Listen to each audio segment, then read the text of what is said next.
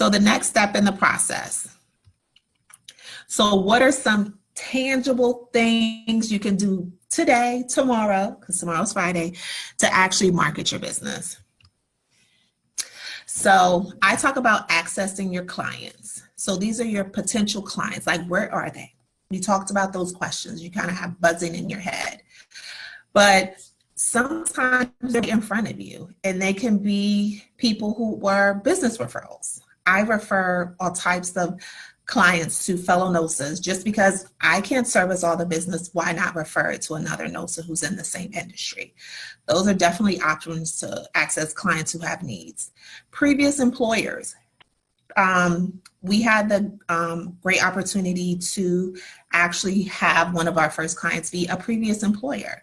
You know, that's a great way to get started. While you're at work, whether it's something full-time or part-time or PRN or all the jobs, you have more than one, kind of find out if that particular facility or healthcare system uses staffing agencies, and take out the time to kind of get an understanding of the process, so that when you're on the other side of things, you can maybe help that employer staff, and you've already established a business relationship with them. So that's helpful as well. You can access potential clients through networking and civic events. Now this gets a little bit tricky because there's actually no conferences happening this year. But I will say a lot of your conferences that maybe last year did a digital element to their conference, this year is offering their conferences through digital formats. The Small Business Administration hosts workshops, and myself and a couple of other people had expected to attend this year.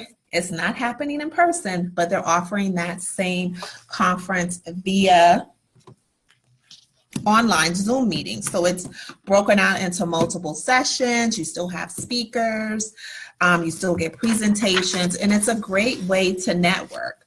So I'm going to say that in the group, the small business workshop.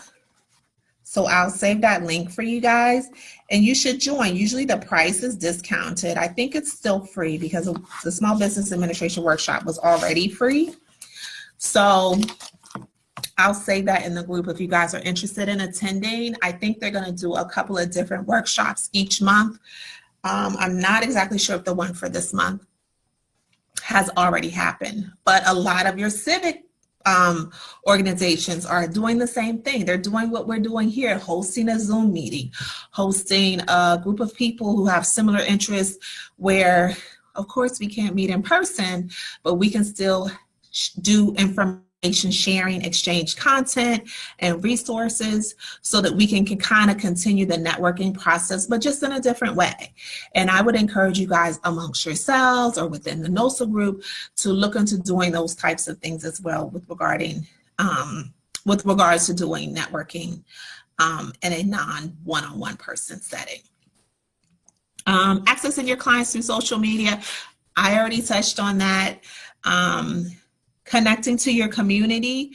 One of the great resources that we have in our communities is a local chamber of commerce, and as well as a Small Business Administration or Small Business Development Center. They all kind of call them different things, but I encourage you guys to join your local chamber of commerce, and there you'll kind of get more information about what's going on in your community, and that is so key. An example of this is I live in Delaware. And Delaware is a small state, small cities, not much happening beyond the beach, but we're in quite a proximity to a lot of major metropolitan cities. And while there, we only have, the city that I'm in maybe has 2 hospitals, like 2 major hospitals that are a 20-mile radius from each other. And as I was a part of the local Chamber of Commerce a year or so ago, and I would attend the meetings or kind of participate in their networking event, I saw a sign one day that said that a new hospital or an extension of one of the hospital systems was being added in the town over from where I was. So when I went into our local Chamber of Commerce meeting, I wanted to ask questions like, When is the hospital going to be ready? How big is the hospital? What types of acuity or specialties are going to be in the hospital? How many employees did they anticipate to staff in the hospital? Are they going to also have clinics? So connecting to the community not only gets you information about businesses trying to get into that community, but it also gives you the opportunity to ask questions about those businesses that are coming. So again, I encourage you guys to join your local Chamber of Commerce, Business Development Center, SBA, Small Business Administration, your local chapters, because they have a lot of information and resources, and 9 times out of 10, it's free. The last 2 things that I want to touch on as far as getting access to your potential clients include cold calling and email and marketing campaigns. So many people do cold calling. I am not exactly sure how effective it is, mostly because cold calling might get you this. It'll get you the right person to talk to, but typically cold calling won't get you a phone call with that person. So if you decide to incorporate cold calling, which I think is definitely a viable option for healthcare staffing agency owners, be mindful of what your expected result is from doing it. So if you're trying to get in touch with a person that can make decisions with regards to getting a contract, cold calling may not be as effective. But if you want to find out who that person is, then I would highly encourage doing cold calling. A lot of people have used marketers, and that's more of a personal choice. I personally prefer to do the initial marketing of any of my businesses myself. And then once I kind of have it down to a science or a routine, share it with others that are supporting what I'm trying to do. What might be more effective than cold calling as far as actually being able to have a one-on-one conversation with a person that can make a decision with regards to contracts or staffing for that facility is email marketing. So they either call it email marketing or email campaigns. Many of you guys might have heard about the staffing agency mastermind through an email campaign.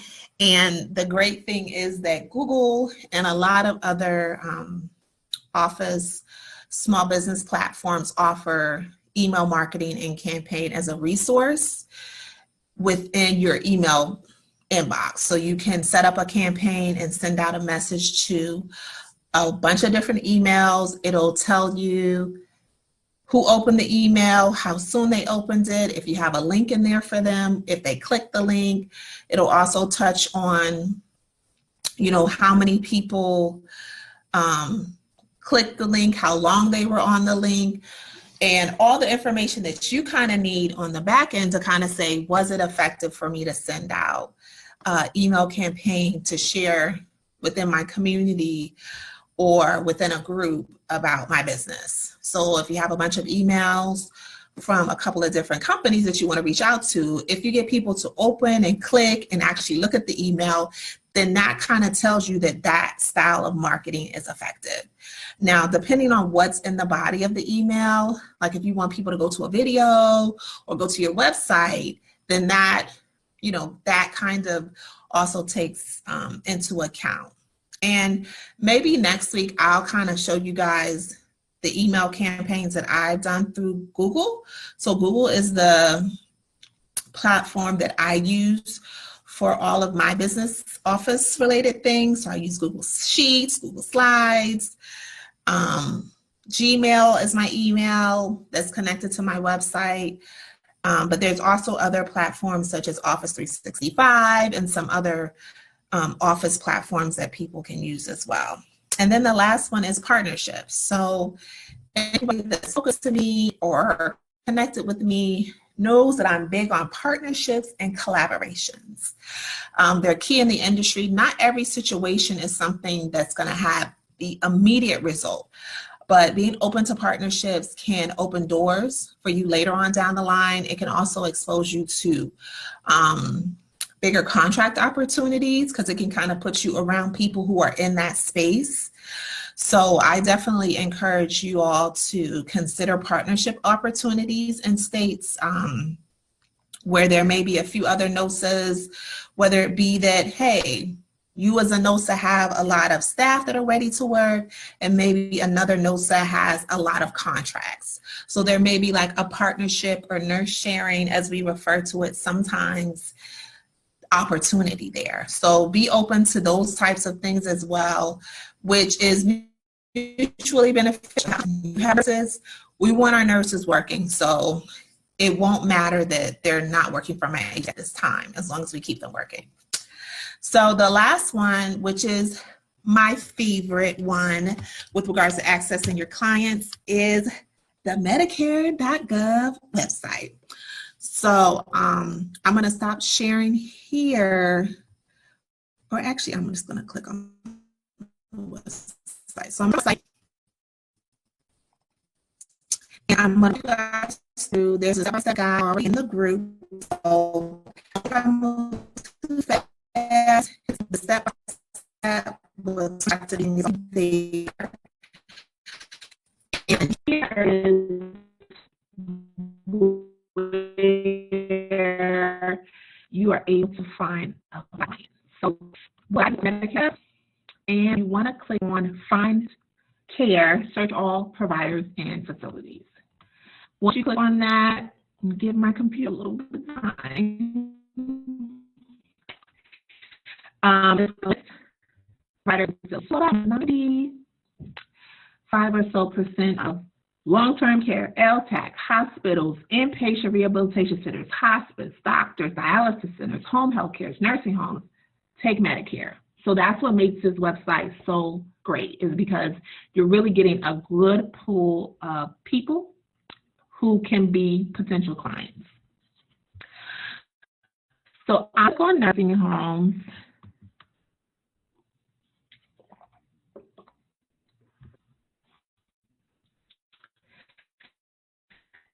And once you click on nursing homes, you can click other options, like I said, dialysis links on there, LTACs, hospitals. I'm going to click on nurse. So I'm going to put in my zip code. So my home zip code here. I would like for you guys to put in your own zip code. And it's for Dover, Delaware. And if you know the name, you can put the name in, but I wouldn't encourage doing anything different than the zip code because it's going to limit the pool of information that it brings back. You're going to click on the search box here.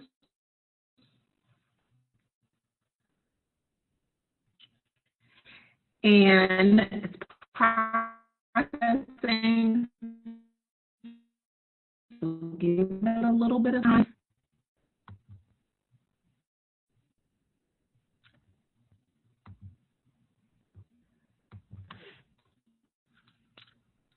So, and I talk about it in the next few slides that you guys are going to see, and in the step-by-step guide that I have within the group. So it brought back 59 nursing homes. So there's 59 nursing homes. So what I encourage you, if you get less than 50 or so returned facilities or nursing homes or hospitals, modify your search and change it to a wider radius. So we got 50, which is more than enough. And from there, a lot of people use this tool when they're going from the hospital into a skilled nursing facility or rehab center or hospital to kind of determine whether or not it's a good place to go. But as a healthcare staffing agency, this tool is really good because it allows you to see what's in your area. A lot of times when we market, we only market based on what we see. But this particular result shows that there's 59 nursing homes in the Dover, Delaware area. And I'm going to talk a little bit about how to use this. So you can always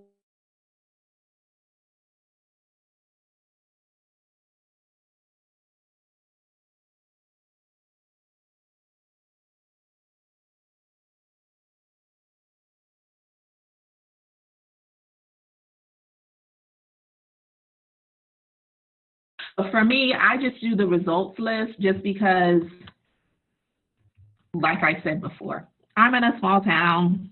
I know where all these places are, so it doesn't really require that I see it on a map. But for people who are in bigger states like Pennsylvania or Florida, and you get a big result and you maybe want to see where they are on the map, you can use the map view. But I'm going to go back to the result list.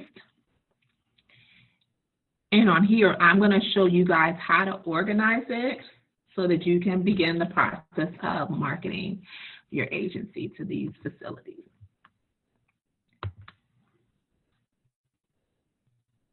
Okay, so we're back here, and before you start marketing or calling, because all of, they always have a phone number, an address, and a name, I want you guys to really look at this. So this is kind of what's important when it comes to using the Medicare.gov, is every year, facilities who accept Medicare go through a review with the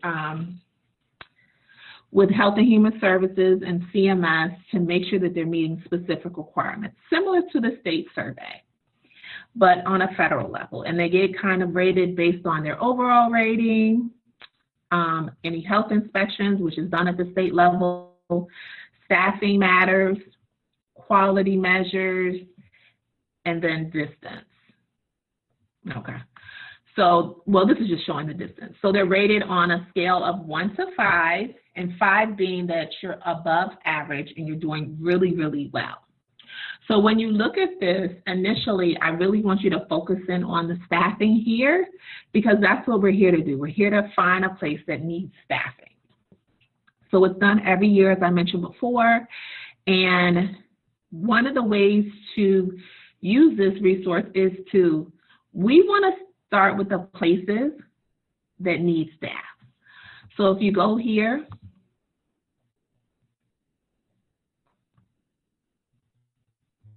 it's a sort option, and instead of seeing the sort by name and zip code, we're going to see it by the places that rated the lowest when it comes to staffing their facility. And these are the places that I would start with when it comes to marketing to potential clients. And if you want to get more details about what's going on, you can always click here. And I'm not going to do that in this instance, but you're going to click here and it'll give the different reports, like you can see a copy of their overall star rating, their health inspection. For some, if they got flagged by anything, it'll show here. But the strategy that we use, or that we came up with that's been the most effective, is calling these places first, and then also calling the places that have 5-star too. And one of the reasons you want to reach out to these places is because they're already showing that they have a staffing issue. So when you're much below average when it comes to the star rating, it means that you're really at a constant staffing need. And the state, the federal government has identified it. They base it on specific parameters. So this is why this is such a great tool. So if we go down, and like I said, I'm only, focusing on the staffing piece, you'll see that there's quite a few facilities not too far or within that 50-mile radius of me who have 1 and 2 stars. So those are the places that I would put my initial focus or do the initial reach out. And then from there, I'd also work into doing my facilities that are more highly rated, like the 3 stars, just because you never know. So this can be printed out. So I encourage people to print it out, or I think I have the option for some computers to save it as a Microsoft Office document. So it can be printed out as simple as a list. You print it out your computer and then you can cross off, or put it into a spreadsheet where you can kind of see the results of your progress on reaching out to those facilities. So that's that, and as I mentioned before,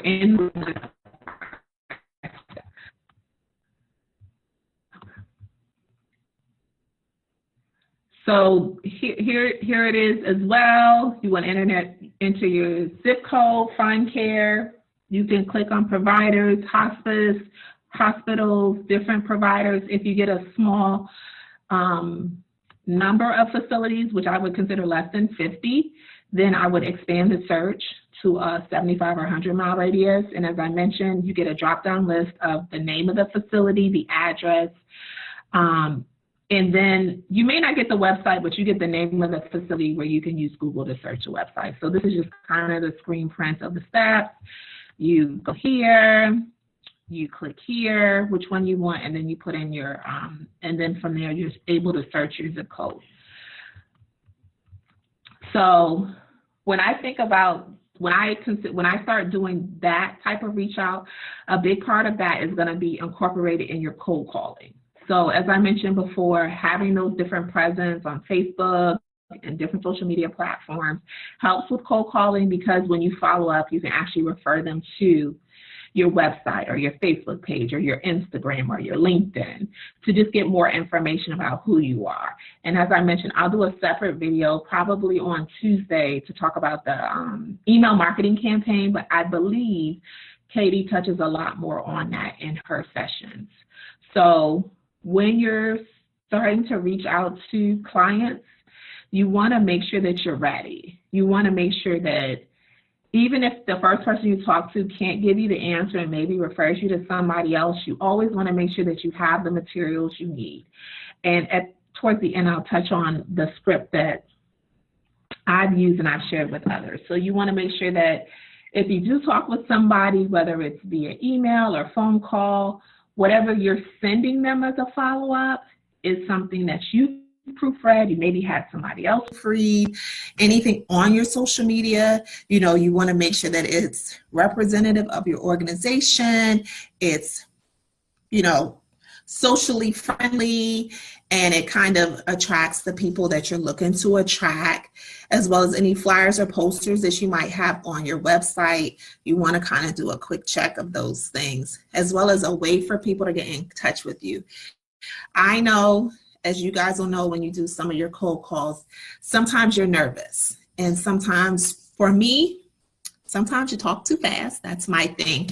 But sometimes you forget things. But the key things you can't forget is your contact information. You want them to reach back out to you. Even if they reach back out to you and say, oh no, we're not interested right now.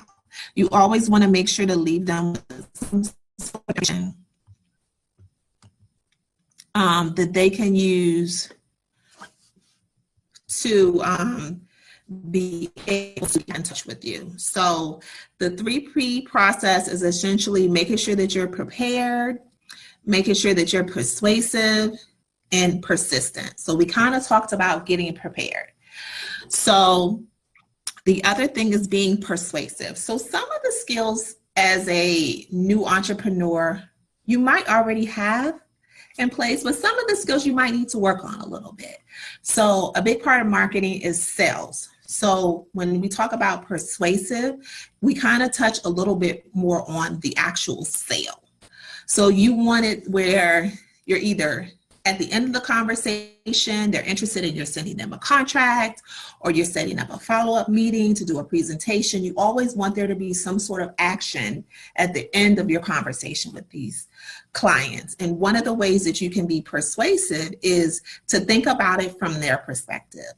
One, you always want to go in knowing that you're the expert, as well as really consider what's in it for them. Like, what are you bringing to the table as a staffing agency owner that other agencies may not bring, that sets you aside, that would make them want to consider working with you? And when I touch on being an expert, I'm really talking about you're the healthcare professional. You know how things work on the inside. We know all the many, many organizations that do healthcare staffing in this industry, but many of them, whether it's the marketing people, the recruiters, the corporate people, the accounting, the human resources, many of them don't know what happens on the inside of a med surgical floor, an ICU floor, or at a long-term care center, an LTAC hospital, and a dialysis clinic. They don't know. They don't understand how it works. Many of them have learned, but you already know that. So you kind of have a built-in access and information. So when you're talking to clients, you want to talk from that space. Like you want to talk and find out from them, hey, what are your needs? You know, are you working with other agencies? Are you having staffing issues? What types of issues do you have? What types of staffing issues are you having?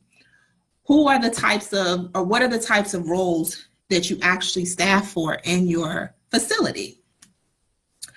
And I'll touch a little bit of that more so on the phone script. So there's a phone script. Then finally, you want to be persistent. So at any point at the end of the conversation, and you kind of, you know, give them information about who you are and what you do, you definitely set yourself up and express yourself in a way of showing that you're an expert in the industry. You also want to make sure that you follow up with them. Many times, and myself included, you get a no. But for me, no does not mean not at all. It just means not right now. So to kind of get yourself to the place where they're saying no in January, but maybe saying yes in June or September, you need to be following up. And you just want to kind of be mindful and gauge the follow-up. So you don't want to be staffing agency that's just calling and emailing all the time. That's overload. You just want to kind of be consistent with the person, also because management changes. You know, your director of nursing changes, the nursing supervisor changes, the scheduler changes.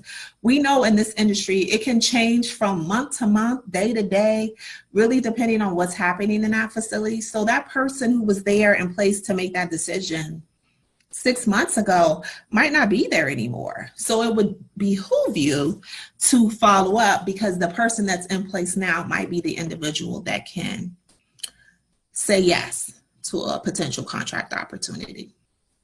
So in your follow-up emails, just like in your phone call conversations, you want to keep it short and sweet.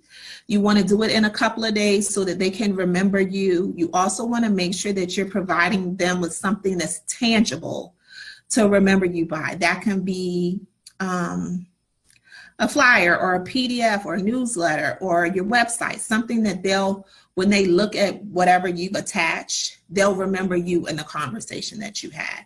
So you always want to include that, as well as stay connected. You know, you can tell them, you know, when you send the email, feel free to follow us on Instagram or Facebook. So you always want to keep touch and make it easy for them to keep in touch with you.